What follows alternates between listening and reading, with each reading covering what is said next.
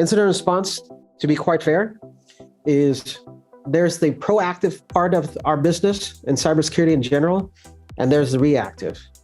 So proactive is mostly you're trying to defend, right? Any breaches that may happen.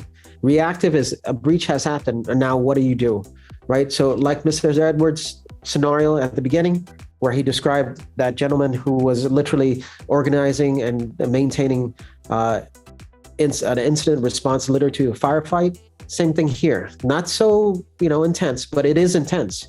The main reason why is that it's a breach, right? Maybe digital, maybe physical. Is really getting into the situation where the company, organization, wherever you're working at, is in jeopardy of losing information. We have something that in the curriculum we teach about the CIA triad, which stands for confidentiality, integrity, and availability. The number one asset of any organization is data. If you lose data, source code, IP code, intellectual property, that's the problem. So that's the holy grail that you have to protect. So orchestration, right? Three fundamental blocks: training people, proven processes, and integrated technology. You can have the best in class technology. You can have the best process in place, but your number one asset is your people. And people, if you train your people to have that mindset, to be aware, knowledgeable, and literally in your high stress, high pressure type of situation, that they can conduct themselves as professionals, that's one of the things that you want in your IRT, your CSIRT team. You want to have, you can have somebody who's not as versed, and we've had a bunch of junior SOC analysts as part of certain team members because they had a desire to learn. They're not as strong as seniors or mid-levels, but they had a desire to learn, and they were extremely proficient. And what taskers we would give them, their specific role, they would learn it and practice it, and it was execution. It was very good. Orchestration has 6 principles for the creation of solid incidents, right? Understanding your threat, build your IRP, test and improve processes, threat intel. Threat intel is informational feeds. You're getting this from like 7 different databases, and usually it feeds into your SIEM, like a holistic dashboard that feeds in and specific to your organization. Back in the day, it used to be a whole feed for everything, but now it's specific to your organization or your industry in general. Streamlining incident investigation and response, ultimately orchestration.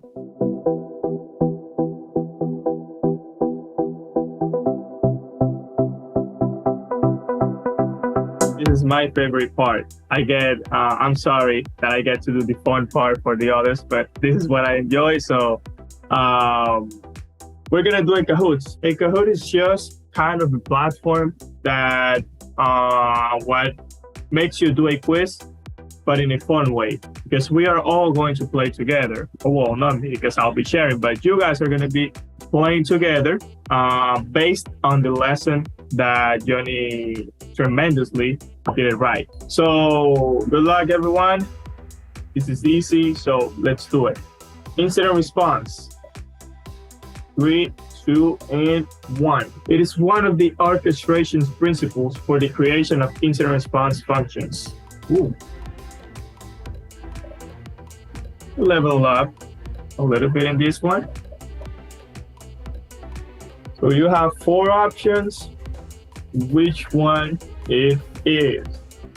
Boom. Oh, actually the majority went to recovery, but actually recovery is not on those principles. One of them is this one: test and improve. And that's very, very, very vital when we're talking in incident response. Test and improve. Oh yeah. Cybersecurity, much like being a doctor, it is about lifelong learning. If you don't embrace lifelong learning, you're going to be left in the dust. If you embrace lifelong learning, your career trajectory is going to climb so fast because you're going to be ahead of the curve. You're going to anticipate future breaches and threats, and you're going to be a lot more valuable to whatever team, not just your current team, but you're going to be known, and you're going to have headhunters calling you, every 6 months saying, hey, come join this team, and you're going to earn $50,000 more a year than you were before. And it's kind of stupid money that they start to offer you. But it is about lifelong learning, and that's actually exciting. It's not doing the same thing every day. You'll never be bored in cybersecurity. You said there's a response team, right? Yes, sir. And they're always planning. However, most of these attacks are new. How do you properly prepare for them? Is it just based off of previous history that creates the preparing, or because let's face it, that SolarWind one, nobody saw that crap coming. Yeah, but that was actually the precursor. And Frank, thank you for that. That's actually, Frank asked a really good question, right? Is attacks ever the same?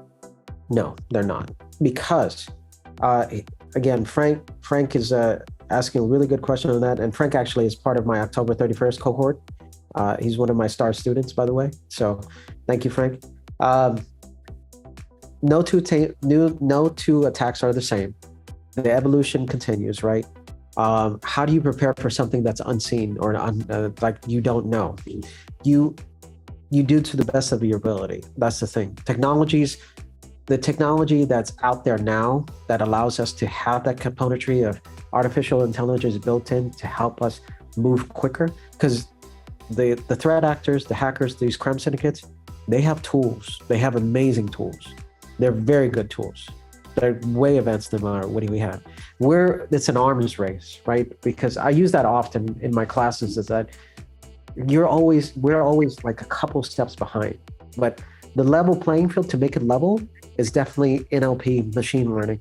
Because if we can take out those tedious tasks, we're up in par with them.